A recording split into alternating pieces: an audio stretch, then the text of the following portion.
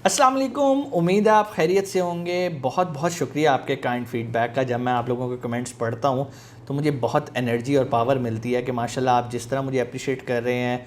हमने ये जो एक ट्रेनिंग का सिलसिला स्टार्ट किया हुआ है और बिल्कुल फ्री है यूट्यूब पे, आप फ्री ऑफ कॉस्ट यूट्यूब पे लर्न कर सकते हैं।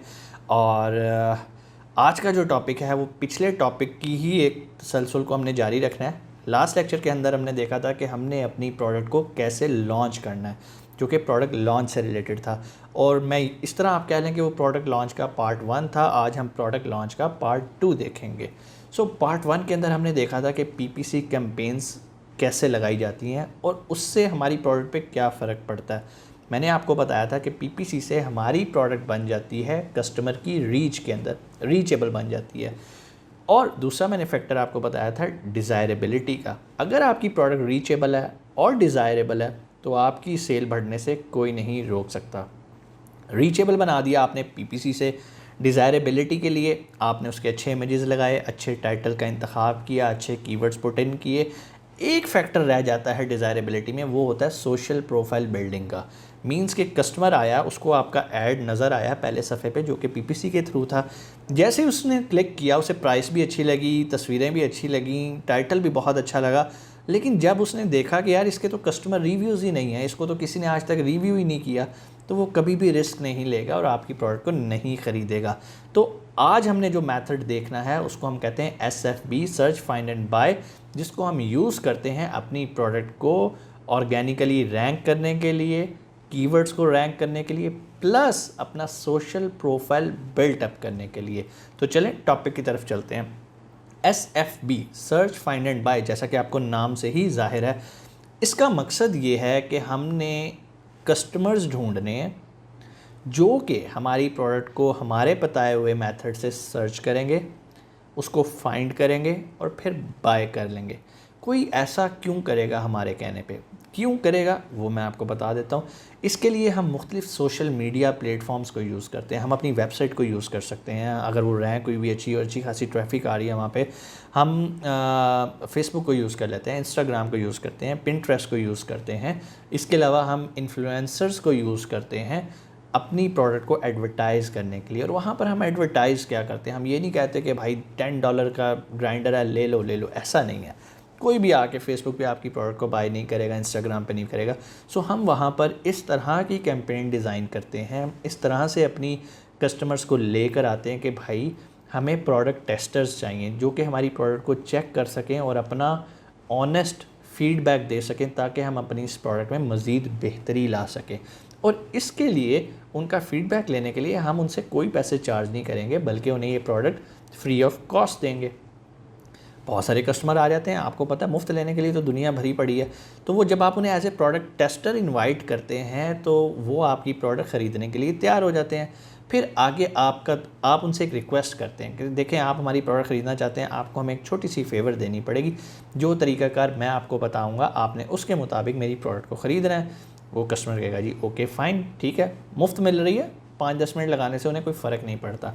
तो होता क्या, आप उन्हें बताते हो कि भाई आप ये कीवर्ड लिखें, फॉर एग्जांपल हर्ब ग्राइंडर। अब ये हमारी चॉइस है, हम किस कीवर्ड पे उस प्रोडक्ट को बेचना चाहते हैं।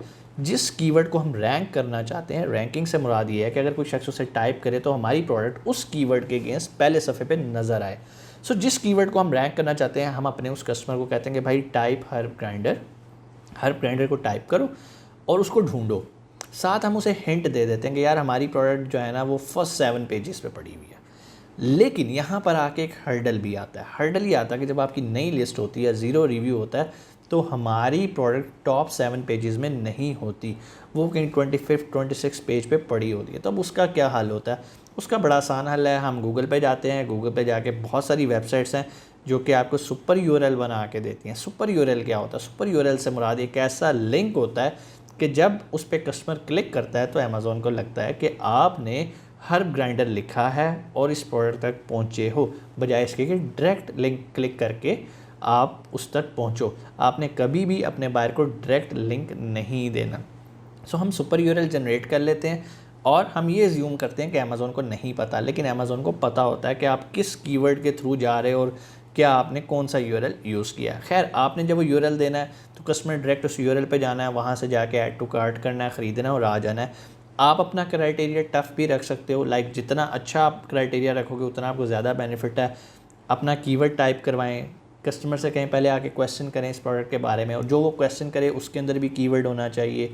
फिर आप उसको आंसर करें और आप जो आंसर करें उसमें भी कीवर्ड होना चाहिए। फिर आप उसे कहें ऐड टू कार्ट करें, ऐड टू कार्ट करके आपके कंपटीटर्स की भी एक दो प्रोडक्ट्स को ऐड टू कार्ट करे, फिर बाकियों को डिलीट कर दे और आपकी प्रोडक्ट बाय करके चला जाए। अमेज़ॉन को लगेगा यार वाह क्या प्रोडक्ट है यार, ज़बरदस्त, गुड, बड़ी अच्छी प्रोडक्ट है, कस्टमर ढूंढता ढूंढता आया है, उसने क्लिक किया है, कंपटीटर्स की भी सिलेक्ट की हैं, लेकिन आखिर पर उसे आपकी प्रोडक्ट पसंद आई है, ख़रीद के चला गया।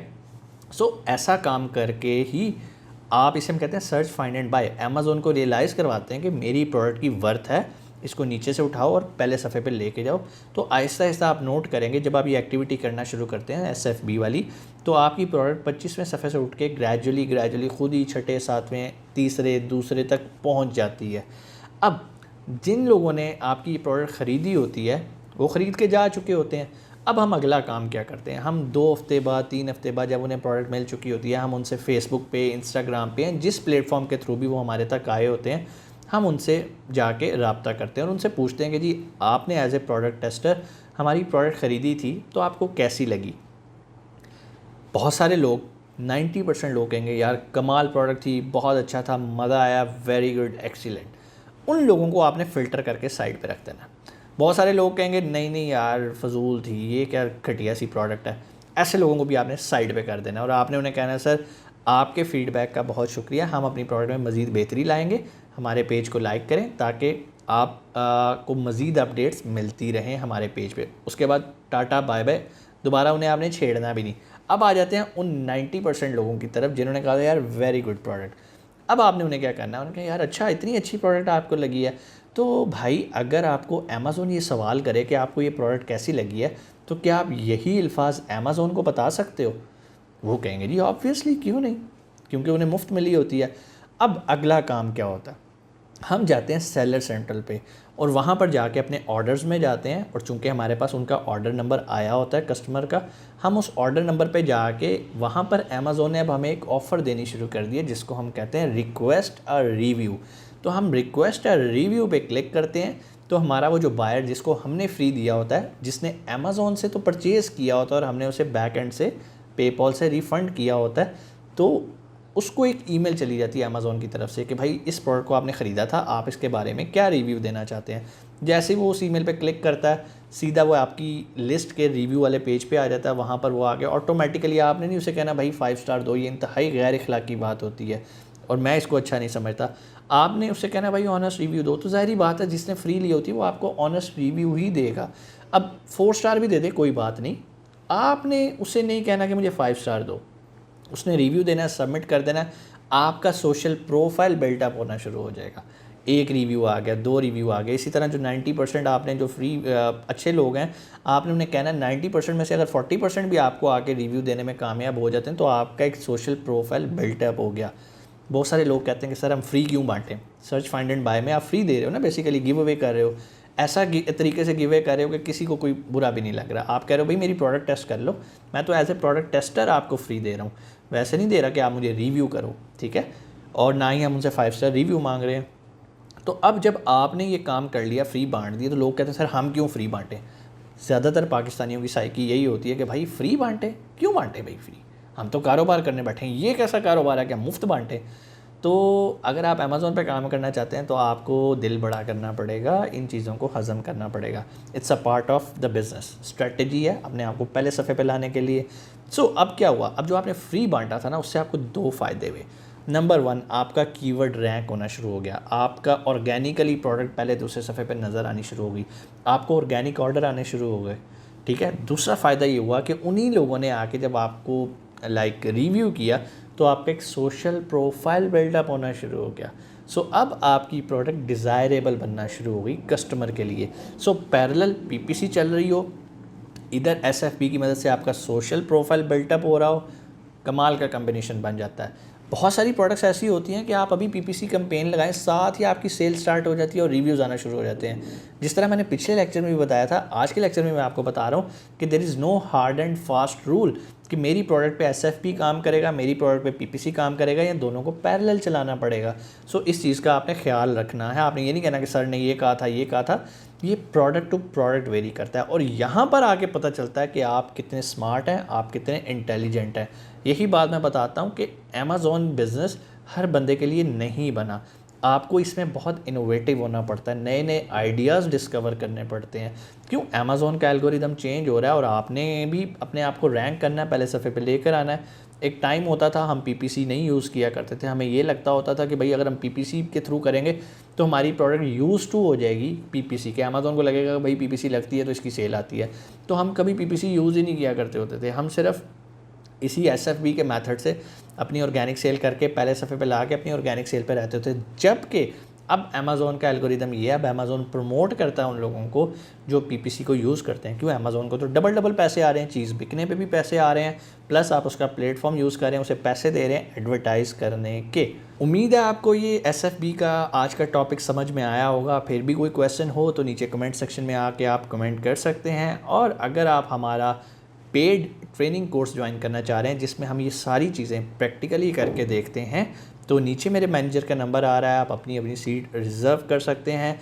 टाइमिंग हमारी बहुत ही फ्लेक्सिबल होती है, हमने 8 से 9 बजे का टाइम रखा है, जिसमें ख़ास तौर पे वो मेरे बहन भाई जो जॉब करते हैं वो भी बआसानी 8 बजे हमारी ट्रेनिंग को ज्वाइन कर सकते हैं। सिर्फ 1 महीने की ट्रेनिंग है, 10 लेक्चर्स हैं। अगर आप उनको ले लेते हैं तो इंशाल्लाह आप इस काबिल हो सकते हैं कि आप अपना अमेज़ॉन का प्राइवेट लेबल लॉन्च कर सकते हैं। और अगर आपके पास इन्वेस्टमेंट नहीं है तो कोई मसला नहीं, यही कोर्स करने के बाद आप उन लोगों को सर्व कर सकते हैं जो ऑलरेडी अमेज़ॉन पे काम कर रहे हैं, और आप उन्हें एज ए वर्चुअल असिस्टेंट अपनी सर्विसेज ऑफ़र करके एक बाइज़्ज़त रोज़गार कमा सकते हैं। अपना बहुत सारा ख्याल रखिएगा। पाकिस्तान जिंदाबाद।